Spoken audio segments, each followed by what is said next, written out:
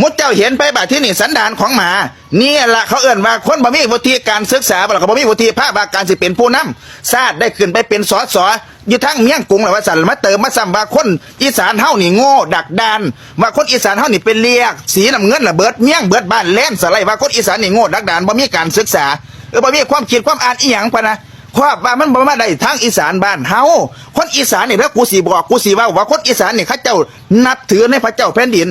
แล้วก็เทิดทูนสถาบันเทิดทูนบรรพบุรุษเทิดทูนพ่อแม่ผู้เพิ่นสร้างเพิ่นแปลงเพิ่นก่อเพิ่นตั้งบ้านเมี่ยงมาให้อยู่ให้เศร้าเพิ่นมอบที่ดินที่เท่านี่มาให้ลูกให้หลานได้สร้างอยากสร้างกินบักปอบลากใส่ลากซีดมึงเอ้ยมึงมีอยากมีกินอยู่ซุมื้อนี้ก็ข้อบรรพบุรุษไทยเป็นผู้สร้างมาข้อ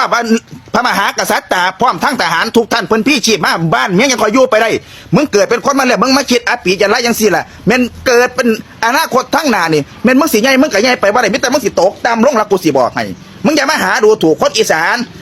ไม่ได้ไปขอเขาพอมึงแดกแม่กูสิบอกไว้ก่อนมึงแต่มึงเลยมาขอคะแนนเสียงจากคนอีสานเขาบ่ให้หรอกคนอปีคนบ่หูจักบุญจักคุณคนน่ะเพราะฉะนั้นบ่ต้องมาจิตต่อคนอีสานบ่ต้องมาด้อยค่าคนอีสานมึงดีซ้ำใดมึงไปแหกปากกากกูซื่อวุฒิภาวะการศึกษามึงก็ยังบ่มีเขาก็จับมึงไปเป็นสสซื่อนั่นแหละคนคือกันมันก็จังเอากันว่ามึงตูงโง่อยู่นี่ล่ะบักเดชสลาดกันมันสลันพัฒนาบ้านเมียงไป